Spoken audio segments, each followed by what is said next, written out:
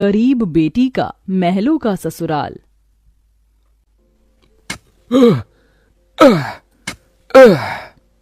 तपती धूप में वह गरीब किसान खेतों में फावड़ा चला रहा था। उसके माथे से तर तर पसीना बहे जा रहा था।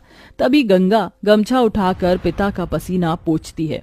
बाबा, आपके माथे से कितना पसीना बह रहा है, आप थक भी गए हैं, थोड़ी देर आराम कर लो, फावड़ा मुझे दो। गंगा को खेत में फावड़ा चलाते देख सेवक राम की आंख भर आती है।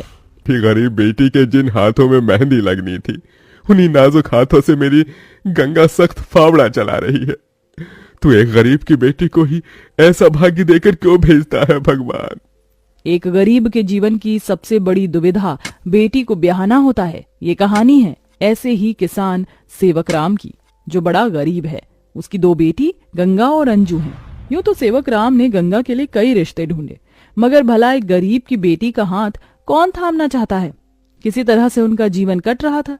सेवक राम, उसकी बूढ़ी पत्नी जानकी और दोनों बेटी सारा दिन तपती धूप में खेत में काम करते रहे। शाम को खेत का मालिक ब्रिज वहां आया।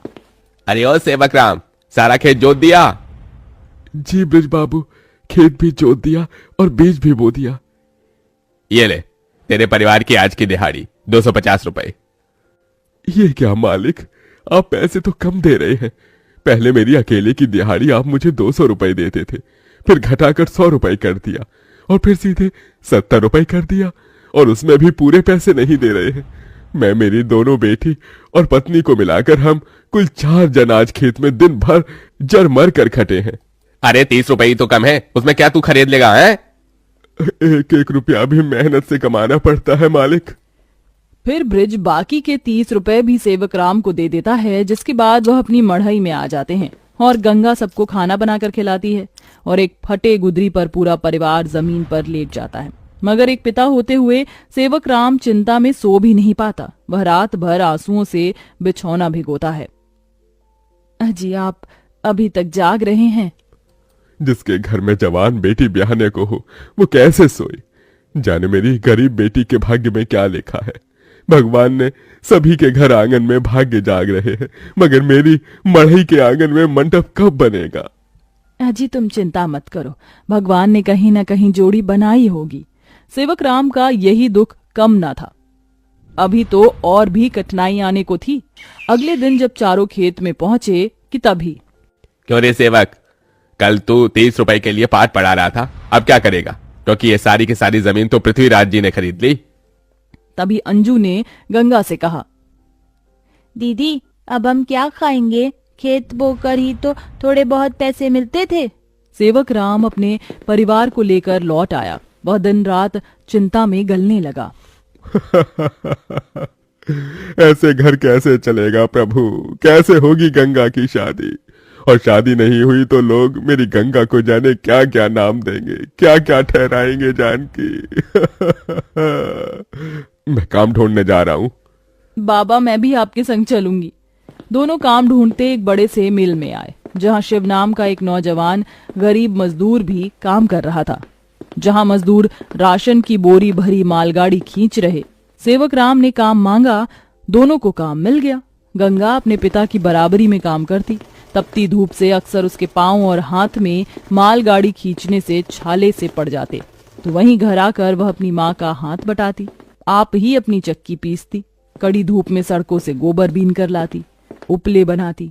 एक दिन मालगाड़ी खींचते वक्त शिव उसकी मदद करता है। काका, क्या मैं आप दोनों के साथ खाना खा सकता हूँ? बड़ी भूख लगी है और मैं खाना भी नहीं लाया। हाँ बेटा, आओ ना। ये कहते हुए गरीब गंगा अपने प्याज और रोटी में से उसे भी देती है और हिचक से भरकर कहती है, माफ कीजिएगा, आपको खिलाने के लिए हमारे पास कोई पूरी पकवान तो नहीं है, जो है यही खा लीजिए।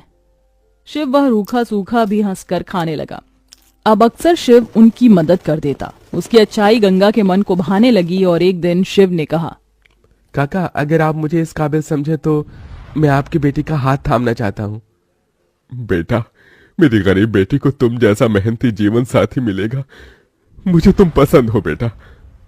गरीब सेवक राम की दिली इच्छा तो थी कि गंगा को बड़ा और अच्छा घर द्वार मिले, मगर उसके मन में शिव को लेकर भी एक संतोष था। मगर सेवक राम ने जो कभी सोचा भी नहीं था, अगले दिन वो हुआ। कई बड़ी गाड़ियां लाइन से उसके चौखट पर आईं और शगुन से भरी थालियों के साथ शिव अपने परिवार के संग उनके घर आया। उनके महंगे कपड़े लत्ते देख एकदम महलों में रहने वालों से थे।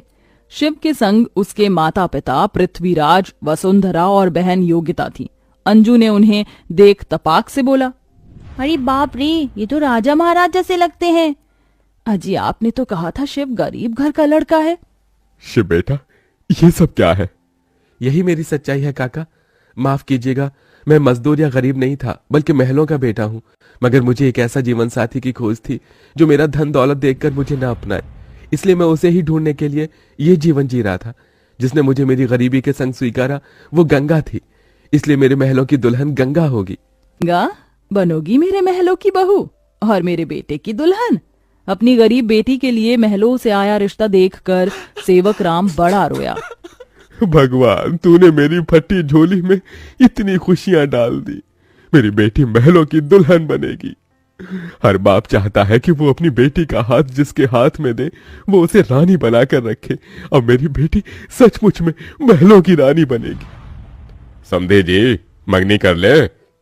मगर इतनी छोटी सी मड़ई में सब कैसे होगा? ये तो टूटी फूटी है, आप लोगों के खड़े होने लायक भी नहीं है। मगर इस मढ़ई में आप जितने दिलदार लोग रहते हैं तो ये महलों से बढ़कर है।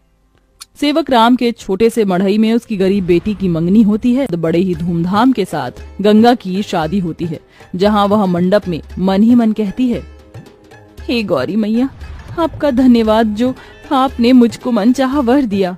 इसके बाद गंगा विदा होकर अपने महलों के ससुराल में आ जाती है, जो दुल्हन के जैसा सजा हुआ होता है, जहां कई नौकर चाकर शाही अंदाज में उसके स्वागत में खड़े थे। तभी महंगे से लहंगे में ननद योगिता ने कहा, आइए भाभी, आपके महलों के ससुराल में आपका स्वागत है।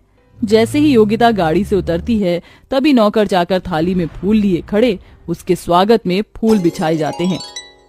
जहां कल तक उसके पांव को कांटों की चुभन मिली थी, आज वह महल की दुल्हन बनकर फूलों में बदल चुके थे। जहां महल के द्वार पर सास वसुंधरा ने स्वागत किया। आओ हमारे महलों की दुल्हन, तुम्हारा स्वागत है। इस सोने की कलश को अपने दाहिने पांव से गिराकर अंदर आ जाओ। जी माँ। गंगा ने कलश गिराकर स्वागत किया। ससुराल वालों ने उसे अनेकों तोहफे दिए। गंगा बहू, ये हार पिछले कई पुश्तों से हमारे महल में चला आ रहा है, अब तुम इसकी हकदार हो। भाभी, ये तोहफा मेरी तरफ से और ये तोहफा मेरी ओर से बहू। गीता दे रही हूँ, मैं जानती हूँ तुम इस महल का मान बढ़ाओगी। गंगा ने गीता को माथे से लगाया और फिर सास ससुर का आशीर्वाद लिया। माँ जी, बाबूजी, मुझे आशीर्वाद दीजिए ताकि मैं इस महल का मान निभा सकूं। सदा सुहागन रहो, जुग जुग जीती रहो। का विदाई में दिए अपनी गठरी को संग लिए शिव के साथ कमरे में आ गई, जहां आलीशान बड़ा कमरा, ऐशो मखमल का बिछौना और सब कुछ था, जिसे उस गरीब दुल्हन की आंखें देखती रह गईं। कैसा लग रहा है महलों के ससुराल में आकर? खुशी से गंगा की आंखें भर आईं। उसने कहा, यकीन नहीं होता, भगवान ने एक बार में ही इतनी खुशी दे दी। शिव, सब एक सपने जैसा लग रहा है। अब यही तुम्हारी दुनिया है। इन पर सोने वाली गंगा मखमल के बिछौने पर सोई, हाथ धोकर नीचे आई, जहां खाने की शाही मेज लगी थी और इर्द गिर्द नौकर खड़े थे। बहू बैठो, खाना खाओ। तभी नौकर ने गंगा को खाना परोसा। एक निवाला खाते ही गंगा को अपनी संघर्ष भरी जिंदगी और याद आ गई। उसकी आंखों से आंसू छलक गए। क्या हुआ गंगा बहू, खाना अच्छा नहीं बना? नहीं माँ जी, बहुत अच्छा बना है, बस ये सब खाने के तो एक गरीब की ख्वाहिश होती है। मैं बहुत खुश हूँ, बस चाहती हूँ कि हर लड़की को उसके सपनों का ससुराल मिले, जैसे मुझे मिला। गंगा अपने महलों के ससुराल में सुखी से रहने लगी। किसी गरीब की बेटी को चुनकर हम भी ये पुण्य कमा सकते हैं।